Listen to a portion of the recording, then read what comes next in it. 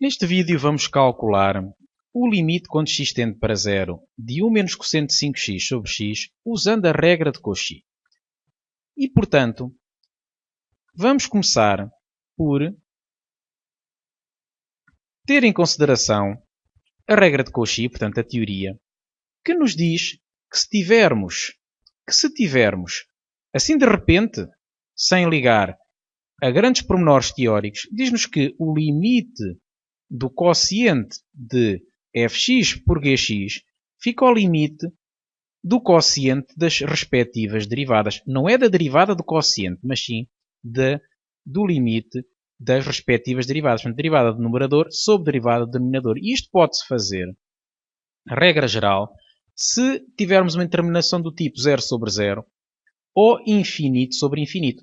Mas, assim de repente, o que diz a teoria é que para o podermos fazer, as funções f e g em causa têm que ser diferenciáveis em i excepto, no intervalo i excepto um ponto c, que é o ponto onde calculamos o limite, e depois diz então também que nesse intervalo i, com exceção do ponto c, a função g tem que ser sempre não nula, ou seja, tem que haver, assim de repente posso dizer que tem que haver um intervalo em torno do ponto no qual calculamos o limite, no qual se verifiquem estas características da função ser diferenciável, com exceção possivelmente no ponto C, e também a função g não se pode anular, a sua derivada não se pode anular fora, portanto nesse intervalo com exceção do ponto C.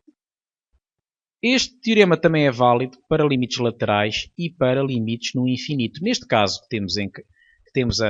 temos proposto, queremos calcular o limite quando x tende para zero e por isso trata-se do limite para uma constante. Aqui neste caso o c é igual a zero e agora podemos começar por observar que temos uma determinação do tipo 0 sobre 0, uma vez que eu substituir o x por 0 na expressão na qual pretendemos calcular o limite, fica 1 menos cosseno de 0.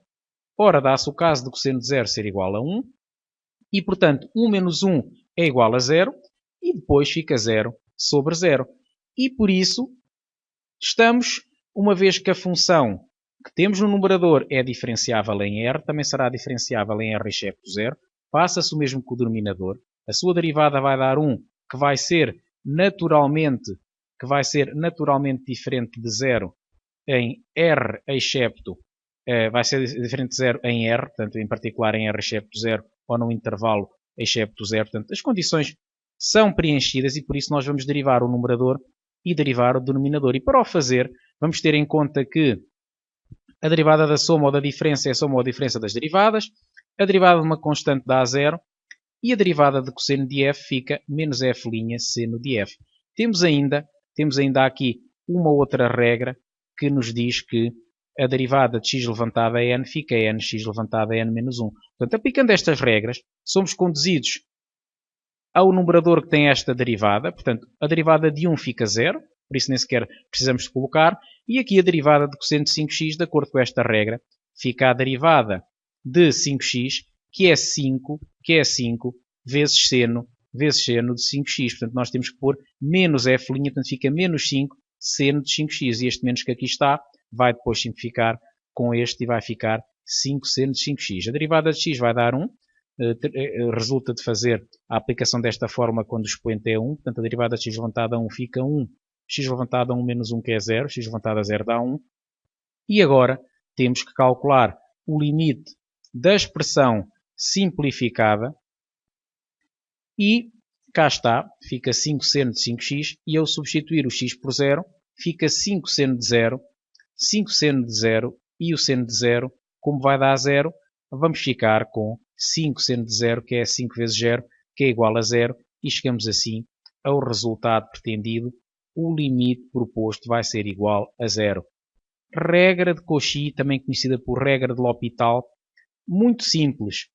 Calculam-se as derivadas do numerador e do denominador e depois calcula-se o limite desta nova expressão, isto que se preencherem os requisitos da regra de Cauchy, o que regra geral acontece.